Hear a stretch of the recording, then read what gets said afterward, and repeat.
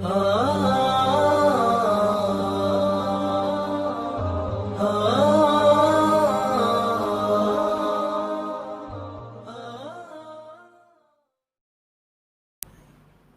درک کوي. موږ دا نه درته وایو چې تاسو د طالبانو تر څنګ ودرېږئ ټوپک واخلئ، نه. الحمدلله طالب لا تر اوسه دومره بېڅوکه نه ده چې تا ته احتیاج وي. موږ دغه درته وایو چې د دغه بې فایدې جنګ چې تا ته پکې تنخوا هم نه در رسېږي، د دغه د اور خزلې مه جوړېږئ. راشئ په خپل کور کې مو کښېنئ. دغه تنخواګانې چې حکومت په تاسو بند کړي د کابل مزدور ادارې، که 1 لک بقایې، که 2 لکې، که 15 لکې، که 4 لکه تنخواګانې نه درکړي، موږ یې درکوو. راځئ دې بېسونو نه راوځئ. د چا چې 10,000 تنخوا وه 20,000 دې اخلي، د چا چې په حکومت د 5 میاشتو تنخوا پاتې د 10 میاشتو ورکوو. راځئ ټوپک هم راوړئ، وایي ځان سره خو یو شی راوړئ. نو داسې خو نه کېږي چې ته تش کوتک را روانه چې تسلیم سلمه. کم از کم یو 15 دانې لیزري راوړه، یو 2-3 رینجرې راوړه، یو 4-5-6 ټانګه راوړه، تنخوا به دې مونږ درکړو. دغسې خو نه کېږي چې تش شاجورونه دې په چانټه کې تر هغو ډزېدلی سي تر څو د مرمۍ خلاصې سي. نو بیا خو پیسې نه درکوو، بیا خو همدغومره کوو چې بس ځه کور ته لاړ شه، څه درته وایو نه. داسې ته ښه مجهز او ځواکمن راسې. کم از کم دغه پیلوټانو ته وایو تیارې چې جګوئ له میدان نه بمبار ممبار مه کوئ، ډایرکټ د طالبانو سیمو کې کته کوئ، خپلې پیسې مه اخلئ. هسې هم د پیسې لپاره جګړه کوئ، د روپیو دپاره یې کوئ. هغه حیا او عزت خو به مو په جای وي، کور ته خو به په امن لاړ شئ، د امن ضمانت هم درکوو. بېغمه ټانګونه را روانې رینجرې ښه ډاډه او زړور راځئ، لکه سړی چې خپل ورور ته ورځي. نغد نوې کاپۍ افغانۍ اخلئ. نور وایه خوراکونه موږ به بیخي چې شی خورو نه وږه به تېرو، په تاسو به روش خورو، چرګان به در باندې خورو، سرکړې به در باندې خورو. هسې هم د خېټې دپاره جګړه کوئ. وژل کېږئ خو به نه، او نه د دې جګړې وس او توان له تاسو سره شته. سلام علیکم محترم قاری صاحب، سعید خوستی لایو خپرونې ته بخیر راغلی. جنرال صاحب السلام علیکم ورحمت الله. وعلیکم السلام. وعلیکم السلام. قاری صاحب محترم د نن موضوع تاسو موضوع ګورئ، نو مهرباني علامه عزت وکړه، قدرمن شي. جنرال صاحب تاسو ته ټولو محترم لیدونکو او اوریدونکو سلامونه احترامات وړاندې کوم. الله تعالی مو په خپلو چارو کې موفق ولري. تاسو خپل مقدماتي خبرو ته یو 2 منټه دوام ورکړئ، زه راځم انشاءالله. بیخي صحیح شو، بیخي صحیح شو.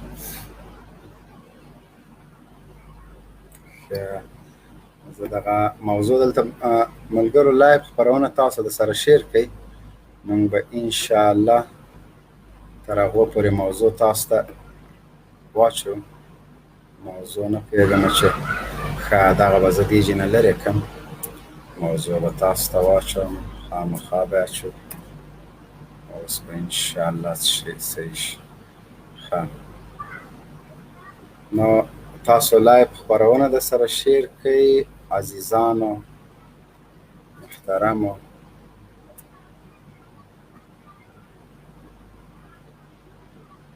مونږ به انشاءالله تاسو ته کوشش وکړو. زه نه پوهېږم چې دا هغه ولې نه پین کېږي کمنټ. دا به دې ځینه بیا دوباره دپاره لرې کړم.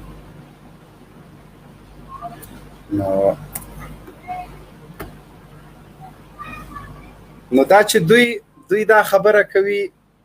مبین صاحب زما غږ درځي؟ هو غږ دې راځي قاري صاحب.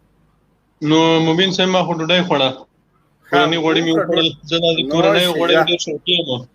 نه کورت که همداسې کورني غوړي دي وچکل. کورني غوړي د مستو سره موږ خواته داسې ډنډکی وي ته موږ وریژې وي ته وریژې. او که نه دا موږ وطني خوراک ده. زانوشي جان د الله دې دارو که ډوډۍ دې نه وي خوړلې یو دقیقه 2 دقیقې خیر دی انتظار وکړه په طبیعت نه ومې خوړه مبین صاحب. او هغه دی دغه شی تاسې خوړلی هم نه شئ، که تاسې خورئ که نه تاسو طرف ته هغه شته که نه. قاري صاحب چې زه در باندې ډنډکی وخورم بیا به یې کور کې بیخي خورې نه، دا ته څه وایې؟ ماشاءالله ماشاءالله.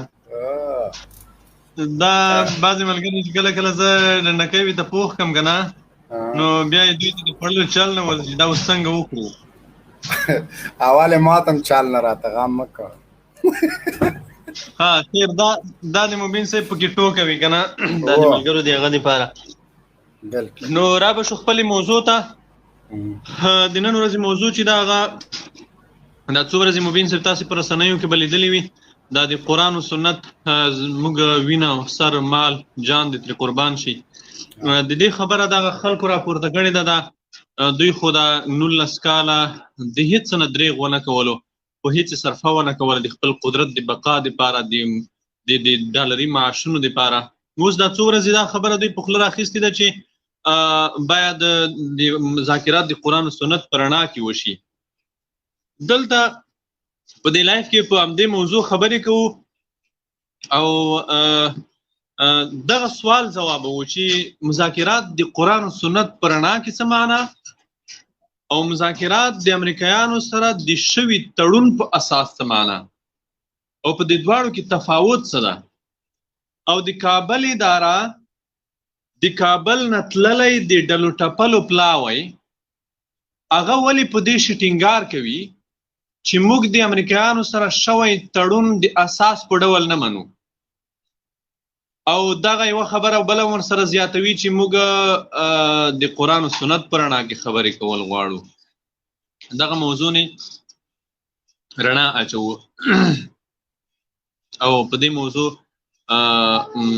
خبرې کوو اوله اساسي خبره خدا ده چې د دغه جنابانو نه باید دا سوال وشي چې تاسې کچیرته د دوحې تړون تاسې نه منلو یا تاسې وایئ چې د دوحې په تړون کې موږ حضور نه درلود د دوحې په تړون کې موږ شتون نه درلود دا موږ ته د منلو وړ نه ده نو د دې خلکو نه دا سوال وشي چې دا 15,000 بندیان چې تا په ټیلو ټمبو په زورونو په غوږ پیچونو خلاص کړل دا د کوم تړون په اساس خلاص کړل ستا سره خو نه زما تړون شته نه زه تا په رسمیت پیژنم نه د خپل مقابل لوری بولم د کوم تړون په اساس تا دا 15,000 کسان خلاص کړل مشخص 15,000 کسان په نوم فلانی د فلانی زوی د فلانی لمسی د فلانی ولایت د فلانی ولسوالۍ د فلانی کلي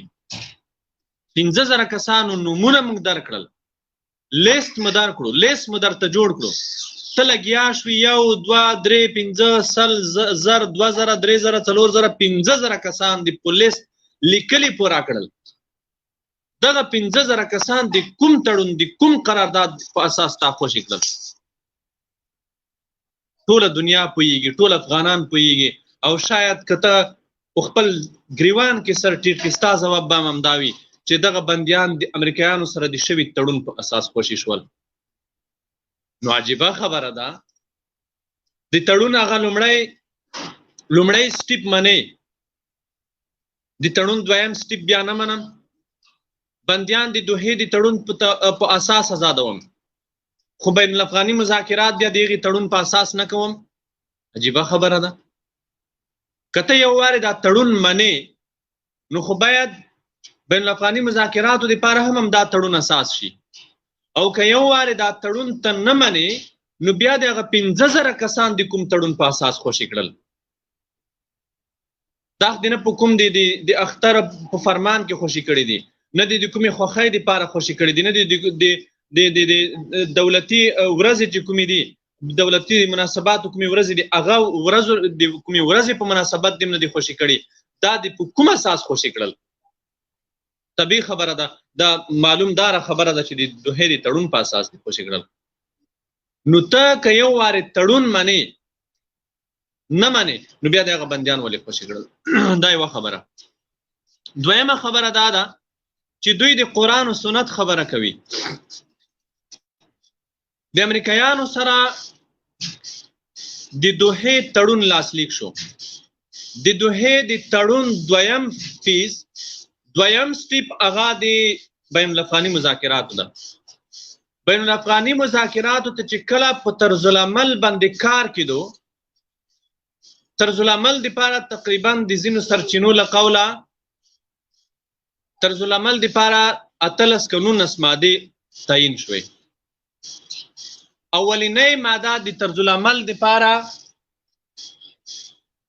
اولنۍ ماده د طرز العمل دپاره دا وه چې په مذاکراتو کې به د قرآن او سنت خلاف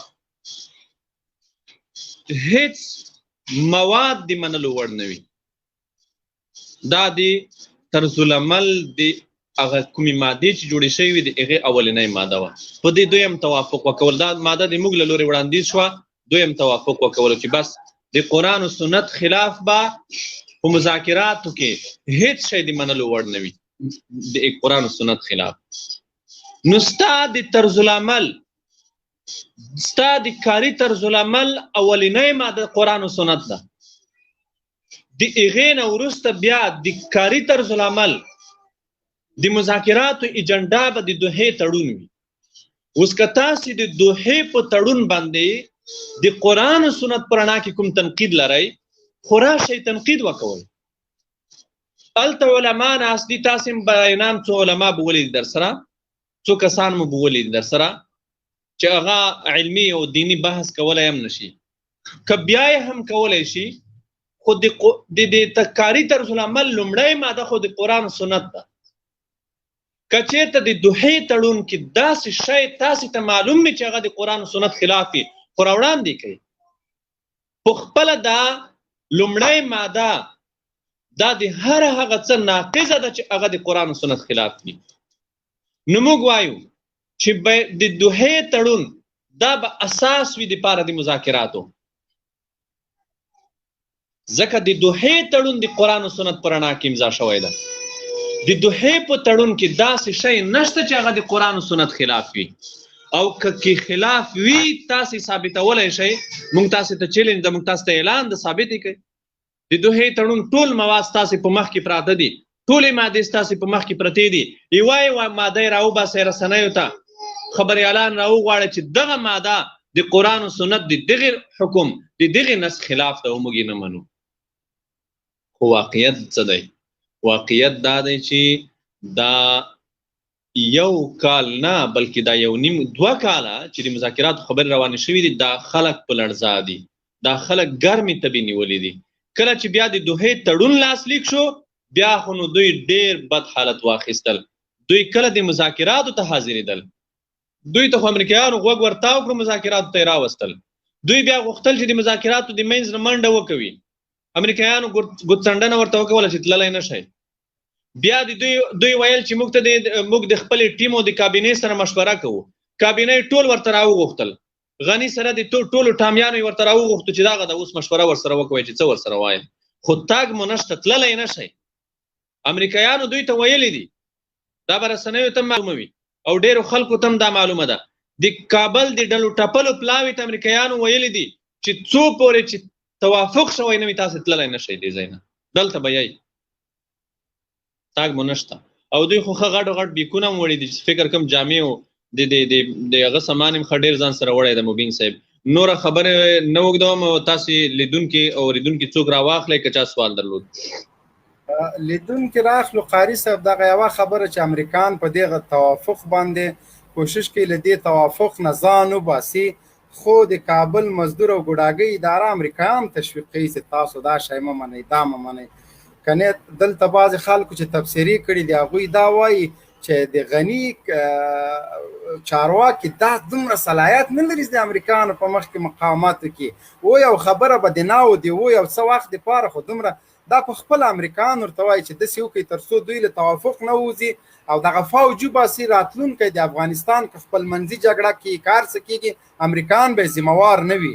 دغه چې طالبان امریکایان دغه مذاکراتو ته راکش کوي دي همدې دپاره څه نه راتلونکی که کار څه پېښېږي ذمهوار به امریکا. مبین صاحب دا هم دا واقعیت دی، امریکایان غواړي دا د لوبې تر شا خو ټول امریکایان دي که نه. امریکایان خو دا د کابل ادارې دا ټامیان فل برایټان چې دي دا بیچارهګان خو د امریکایانو ډېر مخلص ملګري دي، یا به مخلص غلامان ورته ووایو که بې ادبي نه وي، که مخلص ملګري ورته ووایو، که مخلص یاران ورته ووایو، او که د دوی نږدې دوستان ورته ووایو. دوی د امریکایانو د خبرو نه سرغړونه نشي کولی. موږ تاسې ولیده عملا ګورئ د 50,000 بندیانو په نوم د کسانو خلاصون، بالاخره د هغه 6 کسانو خلاصون چې هغه په هیڅ طریقه دوی تیار نه وو. حتی نور څه کوي چې سفارتونو ته منډې ووهلې چې دغه خلکو دې بندیانو ستاسې د هیواد وګړي وژلي دي، دا تاسې څنګه خلاصوئ؟ برتانیې ته سوري ووالی چیغې ووالی چې که دا بندیان خلاص شي تاسې په هیواد کې به د مخدره موادو د توکو سیلاب راشي. تر دې حده پورې دوی هڅه وکوله. خو بیا هم چې کله امریکایانو غوښتل چې دا کسان د خلاص شي خوشې دي شي غوږ یې ورته وکړو کسان یې خوشې کړل خلاص یې کړل. دا طبیعي خبره ده. دا خلک به د سولې پروسه وځنډوي خو لکه څنګه چې بندیان بالاخره خلاص شول داسې به دا ټول جریان هم داسې وي. دوی څه کولی نه شي. دا خلک د امریکا په مقابل کې څه نه شي ویلی. د امریکا په مقابل کې دا سپړ نه شي وهلی. دا یوازې دا نه دي. دا د ټامیانو فلبریټان نه دي. په نړۍ کې د امریکایانو چې څومره غلامان دي څومره ټامیانو فلبریټان چې په نړۍ کې دي هغه که په هر هیواد کې دي هغه امریکایانو روزلي هم داسې دي چې د امریکایانو په مقابل کې هغوی څه نه شي ویلی. هغه هیڅ نه شي کولی. دا یوه خبره. دویمه خبره دا ده چې امریکایان واقعا غواړي چې د افغانستان د راتلونکي کې که چېرته کوم خطر پیښیږي د هغې نه ځان وژغوري هغې نه ځان د مسؤلیت نه وباسي. دوی غواړي چې په بین الاقواني مذاکراتو کې د تړون باید اساس نه وي. نه دا تړون به اساس وي. هیڅ کله د تړون نه د باندې یو حرف خبره هم طالب د چا سره نه کوي. یو حرف. تړون لاسلیک شوی ده. دا د افغانستان د ملت سره یو وثیقه ده. د انګریزانو نه د صلیبیانو نه د شلمې پېړۍ د غاصبو صلیبیانو نه موږ د ازادۍ وثیقه واخیسته. د ازادۍ وثیقه هم ترې واخیسته. دا یو نړیوال تړون ده. نړیوال ارزښت لري. نړیوالو په رسمیت پیژندلی ده. دا به په رسمیت پیژنئ. د همدې تړون په اساس به خبرې په مخ ځي. او دا تړون د قرآن و سنت پر رڼا کې امضا شوی ده. موږ دوی ته وایو چې که چېرته په دې تړون کې کومه ماده د قرآن و سنت خلاف وي دا ګز دا میدان. بل دوی چې د قرآن او سنت نه خبرې کوي په کار د چالت علما لېږلي وای. دوی خو اکثریت داسې خلک لېږلي چې د هغوی به هغه کلمه هم نه یې زده مونځ به هم نه یې زده. مبین صاحب ته خو نو ماته یوه یوه خبره را په زړه کوې نو څه وکړو خو مجبوري ده. نو مهمه خبره دا ده چې قرآن و سنت خبرې د هغه څوک وکوي چې قرآن و سنت خو زده وي که نه. او مذاکراتي ټیم کې خو یو څوک دا خو سیکولرستان دي.